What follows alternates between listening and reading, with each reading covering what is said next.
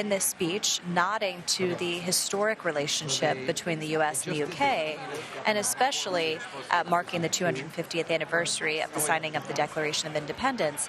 But he is also going to acknowledge in a diplomatic way, as the king does. Remember, he's not a political figure. He is the king. He is not the prime minister, whom the president has been very critical. He is here in a different kind of role, but he's going to reference his service in the Royal Navy. And according to the palace, he is expected to talk about how the U.S. and the U.K. have really stood together through moments in their shared history. And he'll say that they've observed how our defense, intelligence, and security ties are measured not in years, but in decades. And this comes as the president has been very critical of the Prime Minister, Keir Starmer, in light of the Iran war, critical of the UK for not being there in the way he believes they should.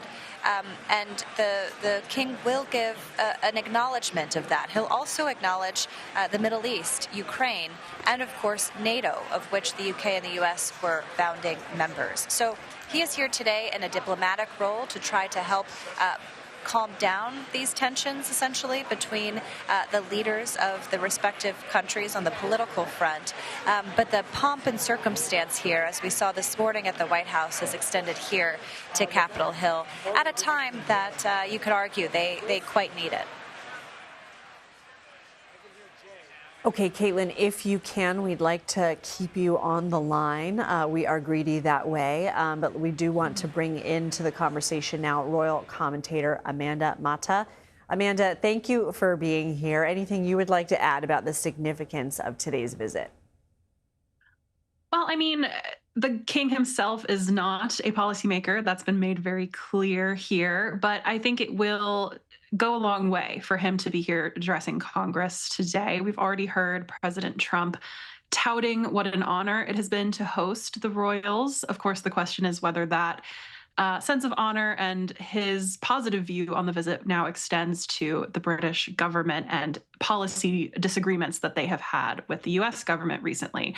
All the king can do, however, is reinforce the high-level special relationship between Britain and the U.S., and that's what I expect to see in this speech, which I guess is only moments away now.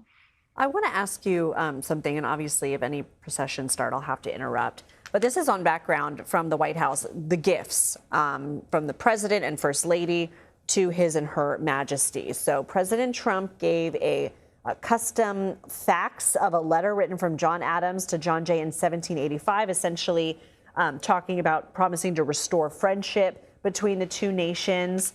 The First Lady's gift to Her Majesty, 6 Tiffany's English King Sterling silver teaspoons and White House honey. We know that they toured the White House beehive area today.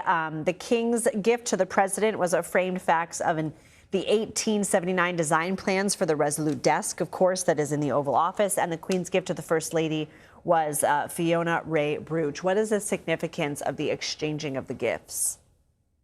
So the gifts are part of the state level programming. So these are official gifts. They symbolize that special relationship, once again, between the two countries. But there are some personal touches in there. The brooch from a designer that Camilla loves to wear to the First Lady. That's very touching. And the honey, of course, that was a highlight of yesterday, touring the newly expanded beehive program at the White House.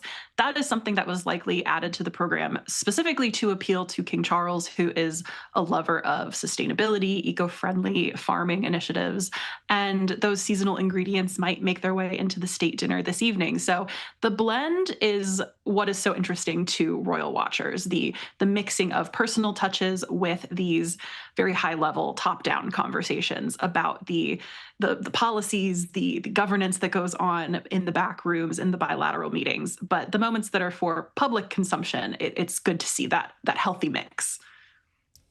What is the king's relationship to the United States, and how does that compare to that of his mother? Queen Elizabeth, she was very beloved here. Obviously, she visited quite a few times as monarch and as Princess Elizabeth, actually. She visited with President Truman in 1951 before she was queen. But Charles, it's a bit of a more distant relationship with the American public. Now, of course, Trump, the president, loves the royal family, and he has a great amount of respect for King Charles. He has hosted him before, or the president has hosted King Charles before as Prince of Wales, and Trump has had his historic 2-state visits. But the king and the U.S., it's, I would say, a working relationship. There has never really been any controversy there regarding the king himself and the U.S. public. But yeah, this address here today, I think, will introduce him to the American people in a new way, since it is the first time a king is ever addressing a joint session of the U.S. Congress. Okay, Amanda Mata, thank you so much. Let's go back to CBS News political correspondent Caitlin Huey-Burns on the phone inside the chamber. Caitlin, what do you see? What's going on? Well, it is certainly starting. It is filled up here. Members are still socializing with each other a bit. Members of the UK delegation are here, as well as members of the president's cabinet. We've counted a handful of them in the chamber right now, so they are mingling with lawmakers themselves. And we are just awaiting the king, which is a wild kind of thing to say, because this is only the second time a monarch from the UK has visited, given an address to Congress in this way. King Charles will do it just momentarily here, and the only other person to do it was his mother, Queen Elizabeth, back in 1991. So this is a historic moment, to say the least, and members are quite aware of kind of what this means in terms of a shared history. I should also note it comes just days after many people in this room where I am were at the White House Correspondents' Dinner, and we saw the Speaker of the House rushed out. He is now standing at the dais. He will be behind the King of England, as you will see on your screen here shortly. And there have been questions about heightened security around Washington, given the King's visit. After the events of Saturday, there were questions about whether the King would make this trip and whether he would complete his planned schedule, and the palace was adamant that he continue on. Nothing has changed in the schedule, including this address to Congress today. And there is heightened security all around Washington. There are some extra barricades all around the Capitol to be able to get in here. Went through a couple of badge checks before being able to walk in. And this is a place, unlike the White House, that is meant and designed for people to come and go pretty freely. You need press passes to come inside the Capitol, but you can get to different office buildings or go on tours. And this is meant to be the people's house. And there, obviously, after the events of January 6th, there had been heightened security. There was a real effort to reopen it, to make it more accessible to people. And with the King here today, there is always that concern among lawmakers and among people who visit here as well. But so far, nothing extremely out of the ordinary. A little bit of beefed up security, but so far, par for the course for this kind of event here. Can you go into any more detail about the beefed up nature? Well, we saw some barricades around the Capitol, and that's typical anytime the president comes here for this kind of speech, for example, this kind of address to a joint session. It's also been highly publicized for a while now, of course, that he would be here and giving this address to Congress. So we, noticed a couple of extra layers of checking our IDs and checking our badges as we walked into the Capitol. And I should note, too, that we're talking a lot about the lawmakers here, but there are many, many invited guests sitting among us here in the rafters, guests of lawmakers, of the Crown, of leaders as well. So this is really packed to the rafters here, very reminiscent of what it feels like for a congressional address of this nature. Now, the president will not be here, and he joked earlier today how he would like to be, but that would add a complicated layer of things anytime the president comes up here as well. So he said that he will be watching on his screen this address today and listening closely to what the king says. And of course, the king, after this, will later tonight go back to the White House for a state dinner. And the White House has really provided all of the highest honors that you could give to a foreign dignitary, a foreign leader visiting Washington. And we saw that on display today at the White House and right here in Congress as well. What else can you tell us about the guest list? Because I believe I'm looking at retired Supreme Court Justice Stephen Breyer. That's right. Actually, we just spotted him moments ago and kind of had to do a double take, and it's unclear why he is here. But, Lindsay, I am looking at him right now across the room. He is talking to Florida Senator Rick Scott. Would love to know what they're talking about. We don't see any other Supreme Court justices on the floor right now. Mostly just cabinet members. We see Brooke Rollins. I see Doug Burgum. Howard Lutnick is here as well, along with some others. Lee Zeldin of the EPA here as well, as I'm just scanning the room to look for anyone who's not usually here. And we are essentially just, everyone is in place and waiting. We're not sure what the possible holdup here is yet, but waiting for the king to make his grand entrance. Senator Josh Hawley, I see Mike Waltz, U.S. Ambassador to the UN. Earlier, you were naming off some secretaries. We also saw Linda McMahon, Education Secretary. There's Secretary Lutnick, as Caitlin was just mentioning. Looks like Chris Coons there, the senator. So certainly a packed house. I mean, what is it, Caitlin, about the king and the royal family that you think... all right, here we go. Let's listen to Speaker Johnson. Speaker, Their Majesties King Charles III and Queen Camilla.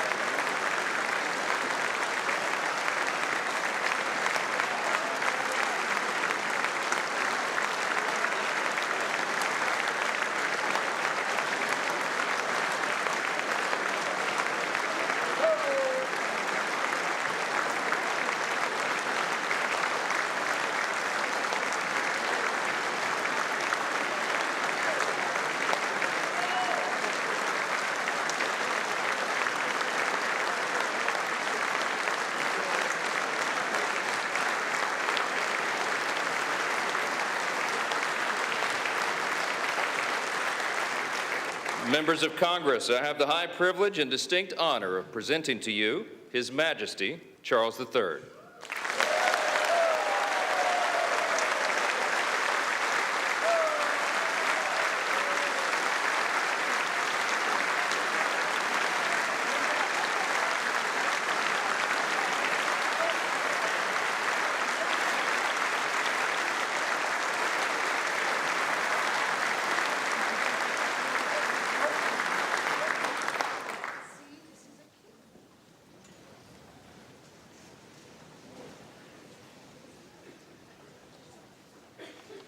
Mr. Vice President, Mr. Speaker, members of Congress, representatives of the American people across all states, territories, cities, and communities. I would like, if I may, to take this opportunity to express my particular gratitude to you all for the great honor of addressing this joint meeting of Congress, and on behalf of the Queen and myself, to thank the American people for welcoming us to the United States to mark this semi-quincentennial year of the Declaration of Independence. And for all of that time,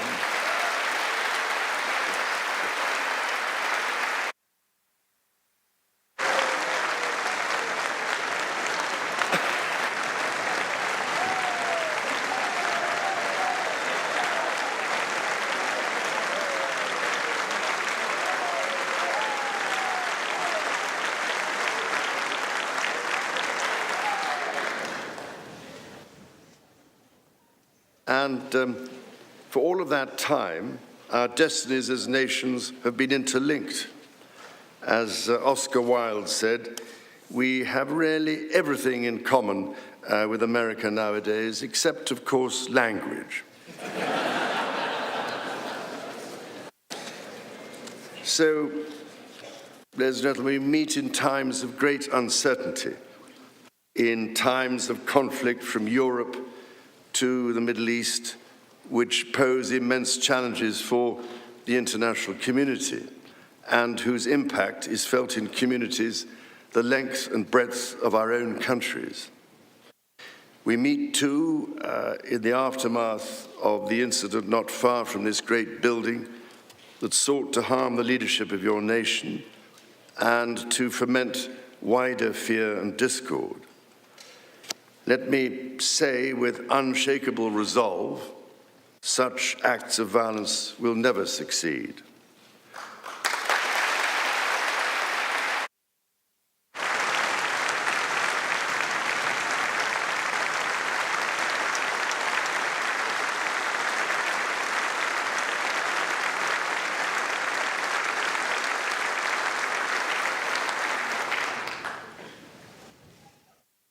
Whatever our differences, whatever disagreements we may have, we stand united in our commitment to uphold democracy, to protect all our people from harm, and to salute the courage of those who daily risk their lives in the service of our countries.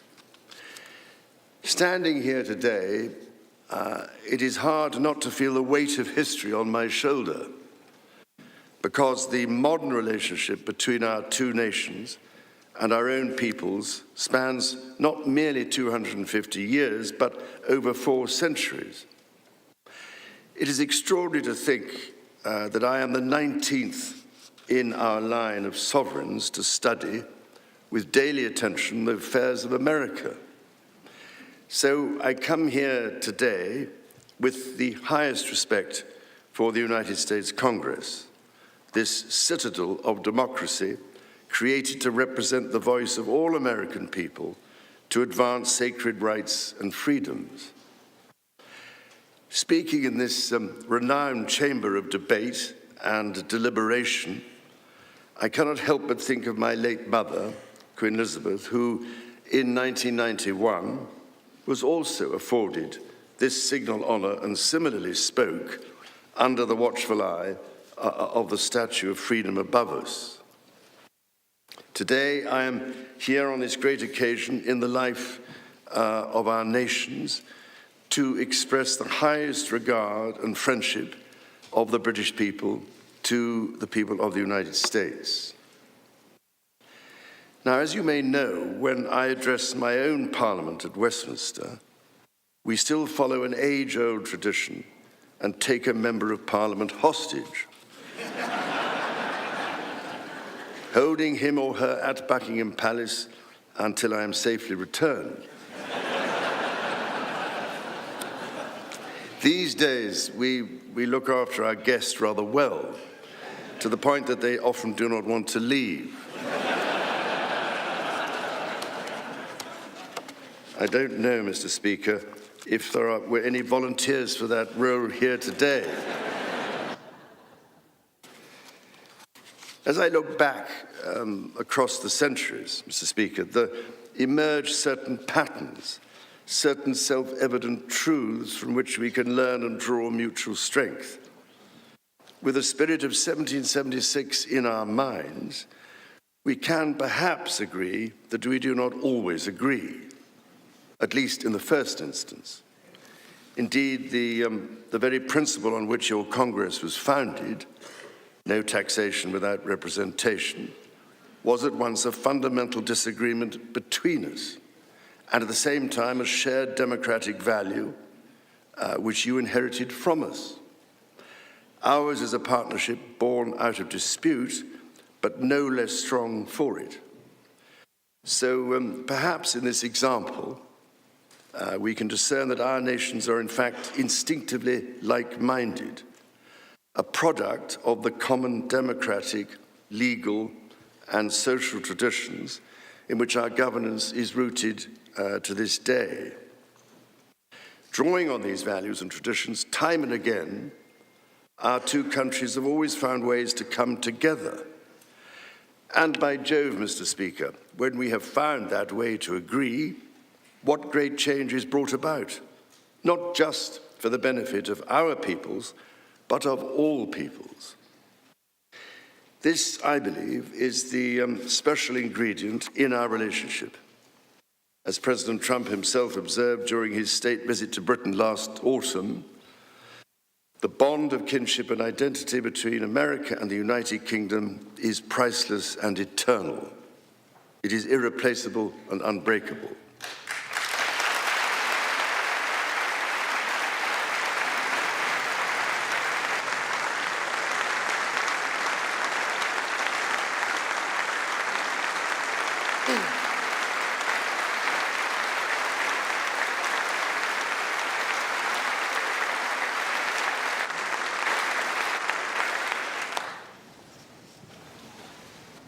Mr. Speaker, this is by no means my first visit to Washington, D.C., the capital of this great republic. It is, in fact, my 20th visit to the United States and my first as King and head of the Commonwealth. This is a city which symbolizes a period in our shared history, or what Charles Dickens might have called a tale of two Georges.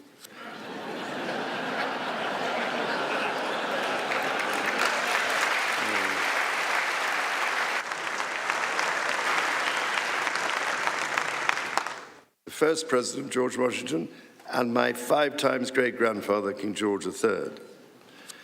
King George, as you know, never set foot in America, and please rest assured, ladies and gentlemen, I am not here as part of some cunning rearguard action.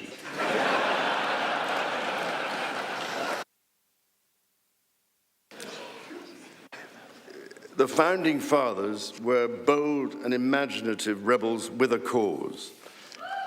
250 years ago, or as we say in the United Kingdom, just the other day,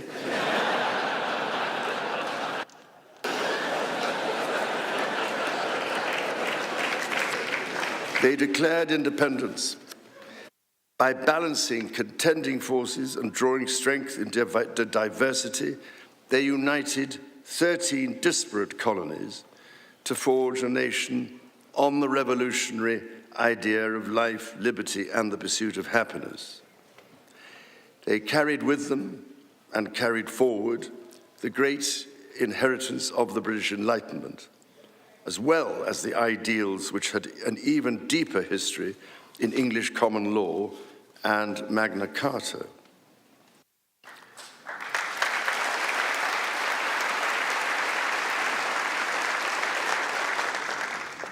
These roots run deep, and they are still vital. Our Declaration of Rights of 1689 was not only the foundation of our constitutional monarchy, but also provided the source of so many of the principles reiterated, often verbatim, in the American Bill of Rights of 1791. And those roots go even further back in history.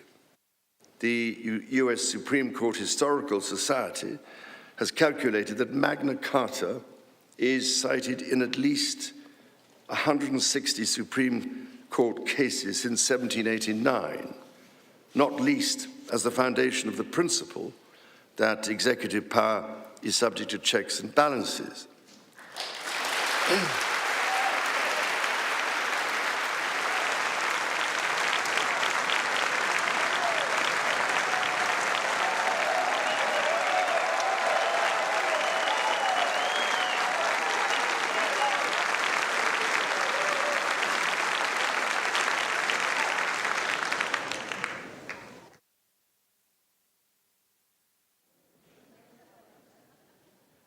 This is the reason why there stands a stone by the River Thames at Runnymede, where Magna Carta was signed in the year 1215.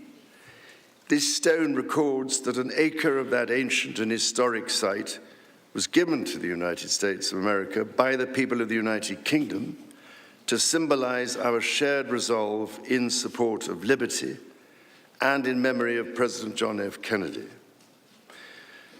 Distinguished members of the 119th Congress, it is here in these very halls that this spirit of liberty and the promise of America's founders is present in every session and every vote cast, not by the will of one, but by the deliberation of many, representing the living mosaic of the United States. In both of our countries, it is the very fact of our vibrant, diverse, and free societies that gives us our collective strength, including to support victims of some of the ills that so tragically exist in both our societies today. And, Mr. Speaker, for many here, and for myself, the Christian faith is a firm anchor and daily inspiration that guides us, not only personally,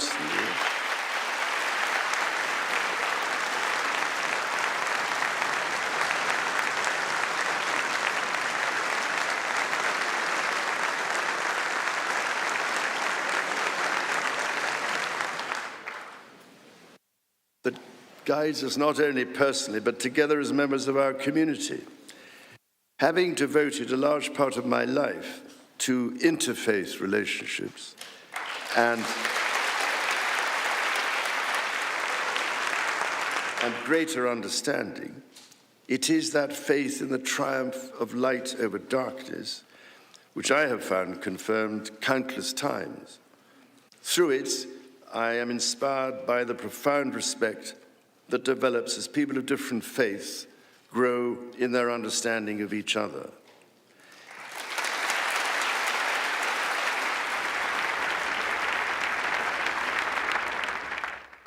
It is why, it is my hope, my prayer, that in these turbulent times, working together and with our international partners, we can stem the beating of plowshares into swords.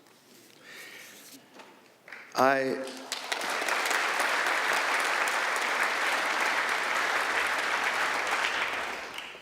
am mindful that we are still in the season of Easter, the season that most strengthens my hope. It is why I believe with all my heart that the essence of our two nations is a generosity of spirit and a duty to foster compassion, to promote peace, to deepen mutual understanding, and to value all people of all faiths and of none.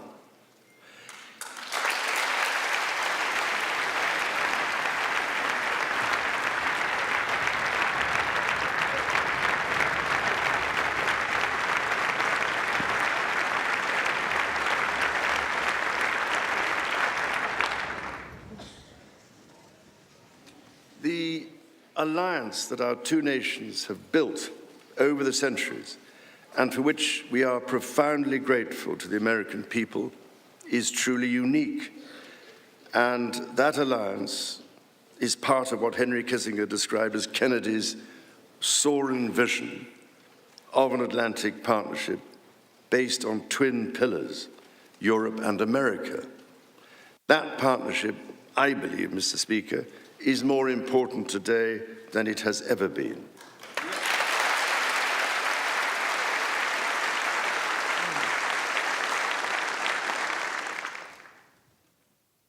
The first reigning British sovereign to set foot in America was my grandfather, King George VI.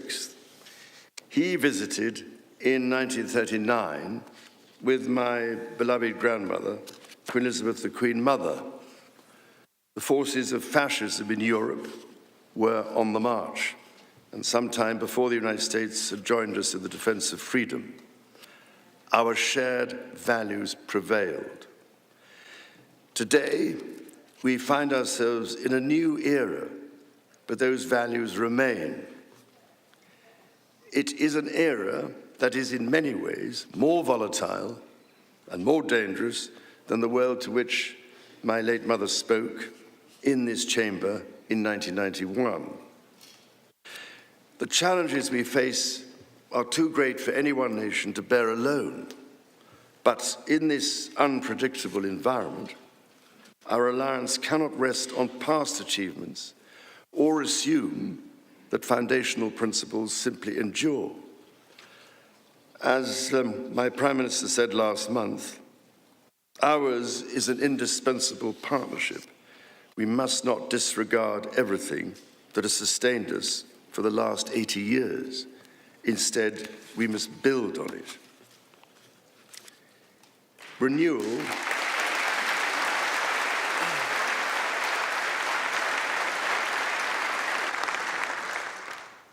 Renewal today starts with security. The United Kingdom recognizes that the threats we face demand a transformation in British defence. That is why our country, in order to be fit for the future, has committed to the biggest sustained increase in defence spending since the Cold War, during part of which, over 50 years ago, I served with immense pride in the Royal Navy, following in the naval footsteps of my father, Prince Philip, Duke of Edinburgh, my grandfather, King George VI, my great-uncle, Lord Mountbatten, and my great-grandfather, King George V. This year, of course, also marks the 25th anniversary of 9/11. This atrocity was a defining moment for America, and your pain and shock were felt around the whole world. During my visit to New York, my wife and I will again pay our respects to the victims, the families, and the bravery shown in the face of terrible loss. We stood with you then, and we stand with you now in solemn remembrance of a day that shall never be forgotten.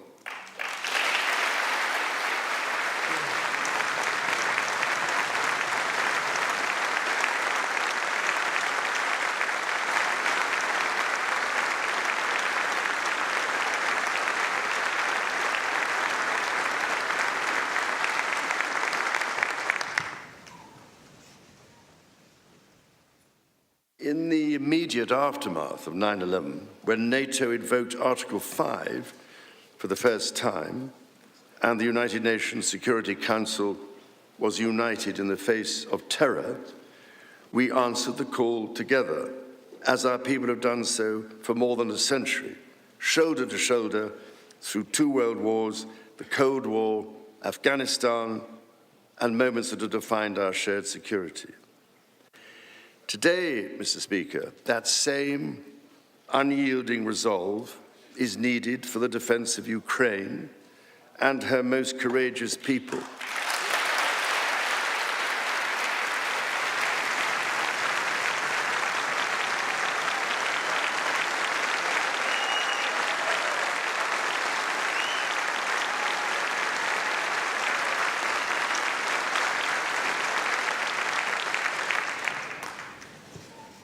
It is needed in order to secure a truly just and lasting peace.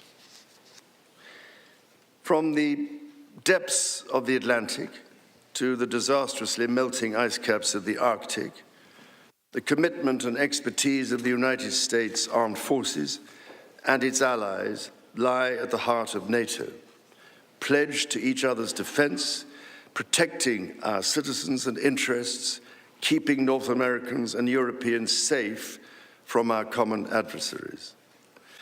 Our defense, intelligence, and security ties are hardwired together through relationships measured not in years, but in decades.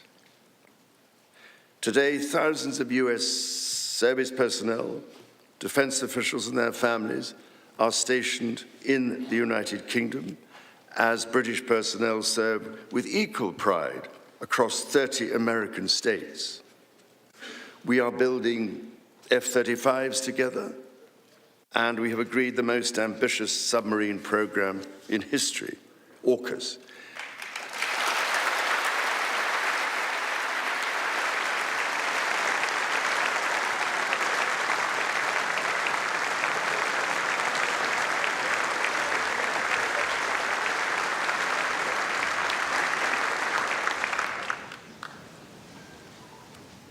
And we are doing it in partnership with Australia, a country of which I'm also immensely proud to serve as sovereign. We do not embark on these remarkable endeavors together out of sentiment. We do so because they build greater shared resilience for the future, so making our citizens safer for generations to come. Our common ideals were not only crucial for liberty and equality, they are also the foundation of our shared prosperity. The rule of law, the certainty of stable and accessible rules, an independent judiciary resolving disputes and delivering impartial justice. These features created the conditions for centuries of unmatched economic growth in our two countries. This is why our governments are concluding new economic and technology agreements to write the next chapter of our joint prosperity and ensure that British and American ingenuity continues to lead the world. Our nations are combining talent and resources in the technologies of tomorrow. Our new partnerships in nuclear fusion and quantum computing and in AI and drug discovery, holding the promise of saving countless lives. More broadly, we celebrate the $430 billion in annual trade that continues to grow, the $1.7 trillion in mutual investment that fuels that innovation, and the millions of jobs on both sides of the Atlantic, supported across both economies. These are strong foundations on which to continue to build for generations yet unborn. Our ties in education, research, and cultural exchange empower citizens and future leaders of both countries. The Marshall Scholarship, named after the great General George Marshall, and the association of which I am so proud to be patron, are emblematic of the connection between our two countries. Since its founding, more than 2,300 scholarships have been awarded, opening doors for Americans from all walks of life to study at the United Kingdom's leading universities. So as we look toward the next 250 years, we must also reflect on our shared responsibility to safeguard nature, our most precious and irreplaceable asset.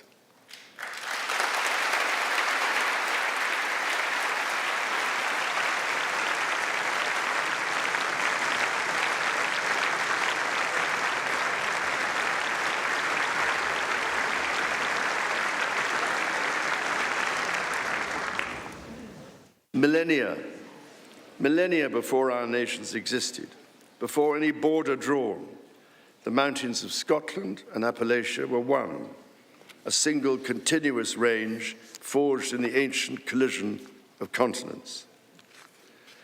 The natural wonders of the United States of America are indeed a unique asset, and generations of Americans have risen to this calling. Indigenous, political, and civic leaders, people in rural communities and cities alike, have all helped to protect and nurture what President Theodore Roosevelt called the glorious heritage of this land's extraordinary natural splendor, on which so much of its prosperity has always depended. Yet, even as we celebrate the beauty that surrounds us, our generation must decide how to address the collapse of critical natural systems, which threatens far more than the harmony and essential diversity of nature. We ignore at our peril the fact that these natural systems, in other words, nature's own economy, provide the foundation for our prosperity and our national security.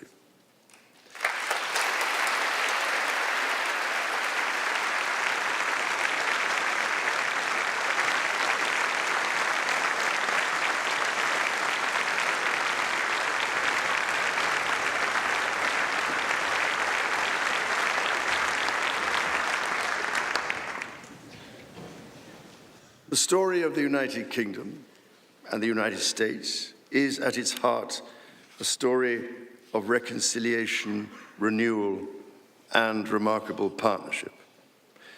From the bitter divisions of 250 years ago, we forged a friendship that has grown into one of the most consequential alliances in human history.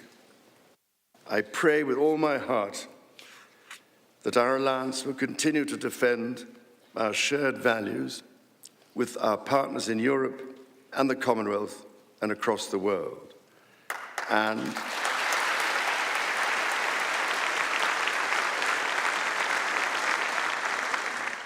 that we ignore the clarion calls to become ever more inward-looking.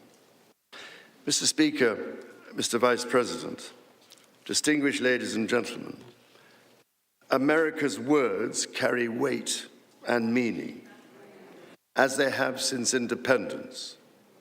The actions of this great nation matter even more.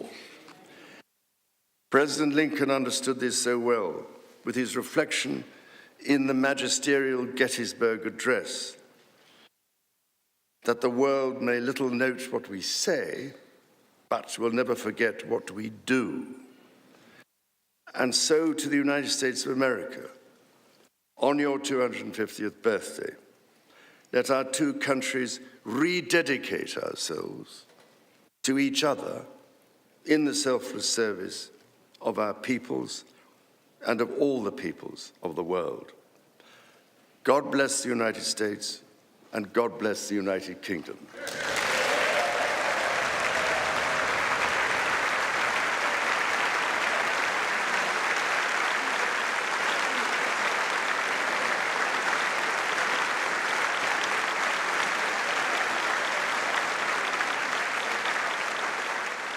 Congress there giving King Charles a round of applause after his joint address to Congress. That lasted about 20-30 minutes. He briefly mentioned conflicts in Europe and the Middle East. And he spoke at length about the United States and United Kingdom standing together in their commitment to upholding democracy despite their differences. He mentioned the upcoming 25th anniversary of the attacks on September 11th, 2001. We know that he's going to be visiting New York tomorrow. He and Queen Camilla there. You see them leaving, shaking hands with the dignitaries in the room, from members of the military to the cabinet to a retired Supreme Court Justice Stephen Breyer there right now, to members of Congress there. All right, let's go ahead and bring in CBS News political correspondent Caitlin Huey-Burns from inside the chamber. Because of camera rules, she joins us on the phone. And Caitlin, I'd like you to pick up on anything notable you noted there in the speech. To me, it was quite notable how much time he devoted to one of the issues near and dear to his heart, and that is that of climate change. Essentially calling the United States to action, and there was a standing ovation from members of the Democratic caucus, but we honed in on EPA Administrator Lee Zeldin, who had a more subdued, quiet clapping response. Yeah, Lindsay, I was struck by that as well. And as you mentioned, that is something that is near and dear to the King's heart, a subject he has been talking about and trying to elevate for quite some time. We talked earlier about how this was reminiscent of a State of the Union address, insofar as it's an address to a joint session of Congress and all of the pomp and circumstance that comes with it. But it was notably different in so many ways. Obviously, that this wasn't the president, but it was really a nonpartisan speech. There were moments where Democrats stood up first and Republicans followed, other moments where Republicans stood up first and Democrats followed. But by and large, it was something that pretty much everyone in this room had moments where they stood up together to applaud. And the earliest moment of that was earlier in the speech when he talked about the signing of the Declaration of Independence and gave a nod to the revolutionaries, who he called rebels with a cause. And that elicited a lot of positive responses to everyone in this room, especially as we prepare for the 250th anniversary coming up on July 4th of this year. He also notably referenced that executive power is subject to checks and balances. And I noticed that Democrats quickly stood up for that, which was interesting to see. And then when he talked about the freedom of religion, Republicans were the first to stand up and applaud that. But Lindsay, the item that I was looking for heading into this speech was any reference to the current state of affairs, especially the war with Iran, because as we know, the president has been very critical of the UK, particularly aiming his ire at Prime Minister Keir Starmer. He's been very critical of the NATO alliance, arguing in his view that they're not doing as much as the United States is doing. And we heard King Charles in his diplomatic way. Remember, he is not here as a politician, and he is not a politician, but trying to stress the importance of it, of the NATO alliance, in the way that he could and in a way that the palace believes is more effective. And he talked about in the aftermath of 9/11 when NATO members were called and they answered the call together. And he said, he talked about that alliance. He said our ties are hardwired together, not measured not in years, but in decades. And the chamber is clearing out now, and it appears that the king has indeed left the chamber. Caitlin Huey-Burns, thank you so much for helping provide that color from inside. Joining us now is royal commentator Amanda Mata. What did you make of his reception in Congress? I think the remarks absolutely did what they were supposed to do. Of course, the primary goal is to honor the 250th anniversary of American independence. And the king did note that even though our special relationship was born out of essentially a dispute, the American colonies breaking away from the United Kingdom, we are no less strong for it. Our bond has grown out of that dispute. And he really framed every tension that might be discussed in this current political and geopolitical moment in contrast to a strength that the UK and US special relationship has always enjoyed. So he did allude to, our mutual defense interests. I especially did enjoy his nods to the environment. Of course, his pet cause is climate change, and he is expected to visit a national park later this week, which is something that the United States does very well. So it was great to see him acknowledging that. But ultimately calling for the two governments, the US and the UK, to continue building on that special relationship. And I think that is something that will go a long way in the conversations ahead. Of course, the king, it's been said many times, is not a political actor himself. He is not a policymaker, but he is, in a way, paving the way for Britain's Prime Minister, Keir Starmer, to have productive, ongoing conversations with the Trump administration. Amanda, thank you so much. Let's go now to CBS News congressional reporter Torian Small from Capitol Hill. What did you hear from your vantage point, and what are you seeing now? Yeah, I mean, Lindsay, I missed part of your conversation with Caitlin, but I would imagine just based on being in the room, she felt an energy that I think was kind of unexpected. From my vantage point, it feels like part of his speech felt like stand-up. He was joking quite often with the chamber. He did get a couple of zingers in. Exactly. But as we talked about leading into the speech, we expected that this would be pretty light and celebratory of the anniversary of America's independence, and likely, or like so, we saw that happen in his acknowledgement of the 250 years it's been its own country. We also saw many moments that could be interpreted as political during one portion of his speech when he addressed the checks and balances of the U.S. government. That drew a pretty big reaction from Democrats in the crowd. That was obviously not received the exact same way by Republicans there, but he also mentioned some pretty hot topic or hot button issues like the continued support of Ukrainians and also the support for the alliance known as NATO, talking about how it's a precious asset to both countries. This is something that has been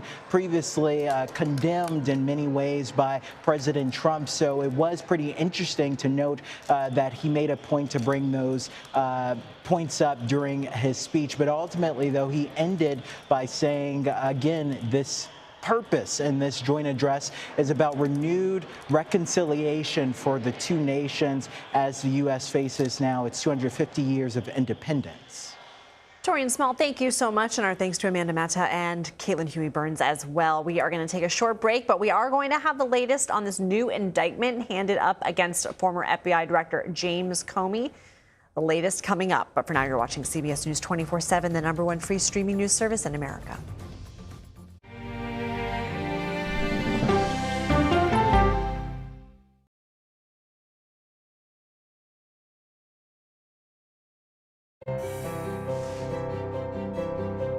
The only way to get a 360-degree understanding of America is to get out there in America. There really is no swing at all when it comes to the priorities of everyday people. We care about how secure our job is, whether we can plan on retiring with dignity, whether our kids can have a brighter future than we have today. These are the fundamentals of American life, and I think they can be again.